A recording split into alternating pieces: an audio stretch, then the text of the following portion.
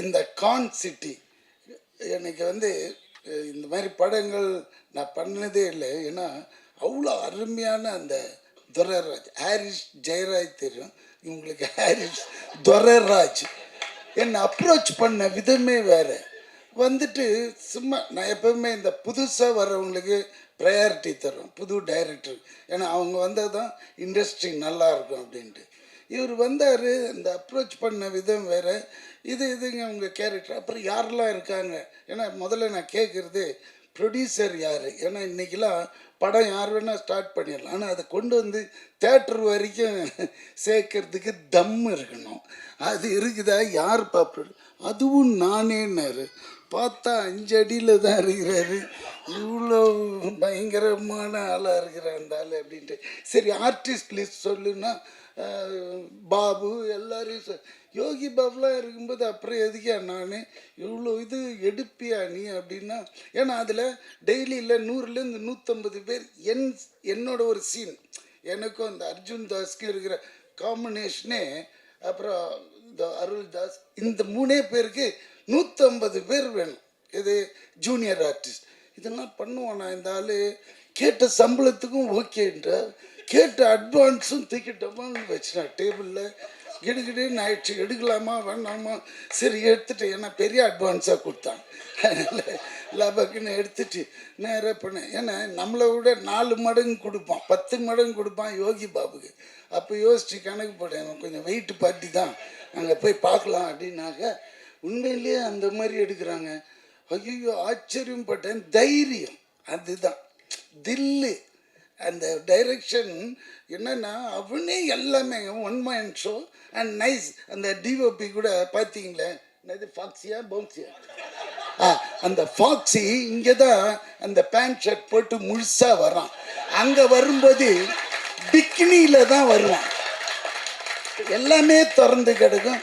யாருமா இவன் இன்னமும் ஹாலிவுட்டு டிஓபி மாதிரி வரான். பிகாஸ் நம்மளுக்கு அந்த மாதிரி இருந்தால் ஜாலியாக இருக்கும். இதில் பேர் வருவானுங்க, ப்ரன்னுவானுங்க, வீணு கத்துவானுங்க, அதெல்லாம் வேலைக்கு வந்தான். இருக்கிறதே தெரில, ஒன் ஆஃப் த பாய் மாதிரி சுற்றினே இருக்கிறான். அதுக்கேற்ற மாதிரி அவன் அசிஸ்டன்ஸுங்க டக் டக் டக்குன்னு செட் பண்ணிடுறானுங்க.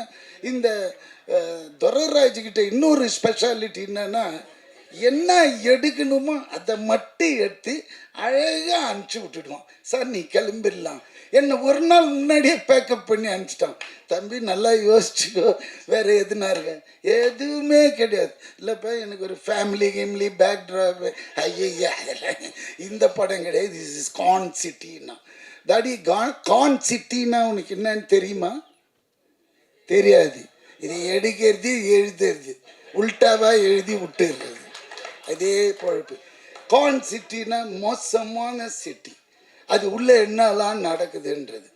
பீங்க ஒரு எலக்ட்ரிசிட்டி போர்டு ஆஃபீஸர் நான், அவ்வளோதான். இந்த பணம் கலெக்ட் பண்ணி போகிறது. இப்போ கூட ரீசெண்டாக எவனோ ஒருத்தன் ப்ளக்கை பிடிங்கினே இருந்தான்னு பாருங்க, அதுவும் இதுவும் கனெக்ட் ஆகுது எலக்ட்ரிசிட்டி. என்னடா போன வாரம் தான் இவன் எடுத்தான் நம்மளை வச்சு. இப்போ பார்த்தா ஒருத்தன் குடிப்பானா, நேராக போவான், ப்ளக்கை பிடிங்கிட்டு போனான். அது இவ்வளோ பெருசு. அதே மாதிரி செட்டு போட்டாங்க. இவன் எனக்கு அங்கே தான் ஆச்சரியமாக இருக்குது, இவன் செட் பண்ணி எதுனா பண்ணிட்டானா அப்படின்ட்டு. ஏன்னா அவன் பிடுங்கணும். அப்புறம் 3ஆவது நாள் பிடிச்சிட்டாங்க போலீஸ். ஏன் அது மாதிரி பண்ணின்னு இருக்கிறேன்னு கேட்டால், அவன் டாஸ்மார்க் போவான்னா நேராக போவான், அந்த ப்ளக்கை பிடிங்கிடுவான்.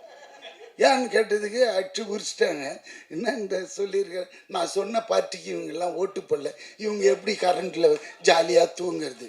அட பாவி டேய், அது எவ்வளோ குழந்தைங்களாம் இருக்கும், வயசானவங்களாம் இருக்கும், சம்மர் வேறு, இந்த நேரத்தில் எப்படி பண்ணிக்கிறான்னு குழந்த. ஸோ இதுவும் அந்த மாதிரி ஒரு ட்ரூ இன்சிடென்ட்ஸுங்களை அழகாக கோப்பப் பண்ணி எடுத்துருக்கிற அந்த டைரக்டர்.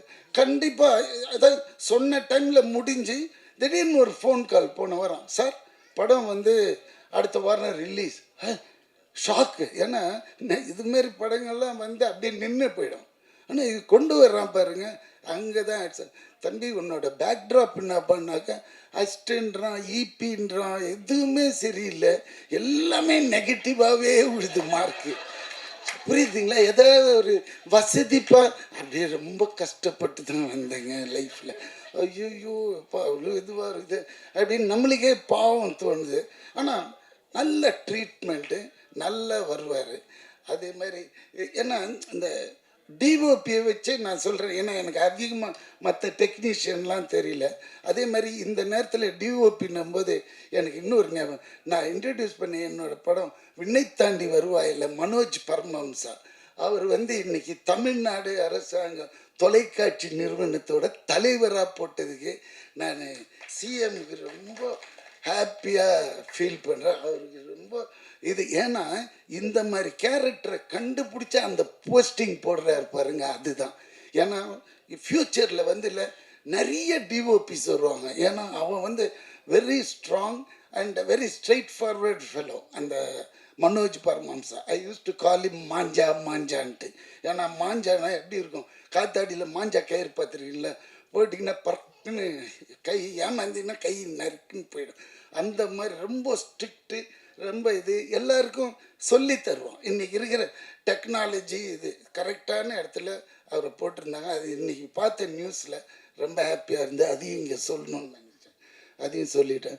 அதேமாரி இந்த சாங்ஸ் ரொம்ப நல்லா இருந்தது. அண்ட் ஃபஸ்ட் டைம் எடிட்டர் மாதிரியே தெரியல நிஜமாக.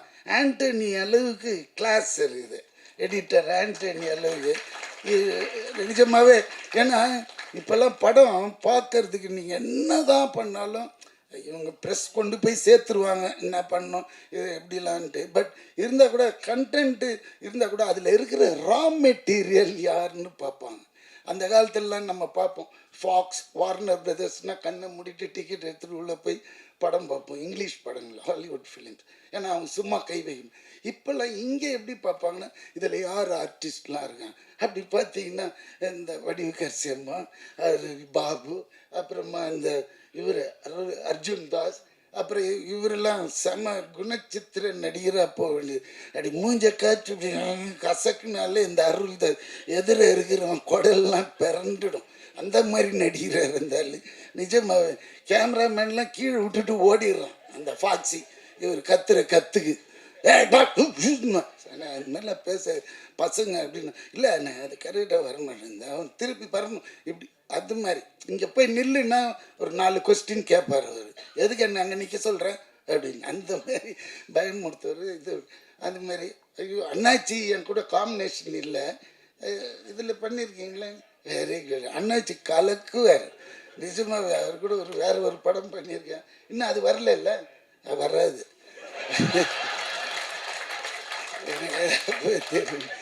அதனால் இந்த படம் உண்மையில் எனக்கு அவ்வளோ ஹாப்பினஸ்ஸுங்க. ஒரு படம் ரிலீஸுக்கு வருதுனால சந்தோஷம். அவ்வளோ ஹார்ட் ஒர்க், அவ்வளோ கஷ்டங்க, சாதாரண விஷயம் கிடையாது. அந்த மனுஷன் பாவம் எவ்வளோ நாள் தூங்கியிருப்பான்னு தெரியாது ஆரம்பிச்சுட்டு.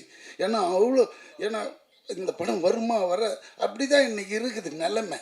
அது தேட்டரில் கொண்டாந்து இது கண்டிப்பாக ஹிட் ஆகி உங்களுக்கு பெரிய லெவலில் ஓடிடியில் உங்கள் பின்னாடி துரத்தின்னு வருவாங்க. ஏன்னா இங்கே ஓடுனா தான் அவங்க வருவாங்க. அது மாதிரி ஸோ இந்த படம் பெரிய லெவலில் ஹிட் பண்ண உங்களோட ஒரு தடி கொஞ்சம் வசதியாக ஏற்றி விடுன்னா. ஆமாம், ஏன்னா அப்போ தான் தெரியும் ஜனங்களுக்கு. நம்ம ஒரு சொம்பு குடம் வச்சுருந்தாலும் தட்டி காய்க்கணும், உள்ளே தண்ணி இருக்குது ஃபுல்லான்ட்டு. வெறும் குடம் நினச்சி போயிடுவாங்க. அதனால் கொஞ்சம் தட்டி காட்டி தலையை ஆட்டுதாப்ப காஃபி கீஃபி டிஃபனை கொடுங்கப்பா. Okay bye. இந்த வீடியோ உங்களுக்கு பிடிச்சிருந்தா லைக் பண்ணுங்க, ஷேர் பண்ணுங்க, கமெண்ட் பண்ணுங்க. மறக்காம OH சினிமா சேனலுக்கு சப்ஸ்கிரைப் பண்ணுங்க.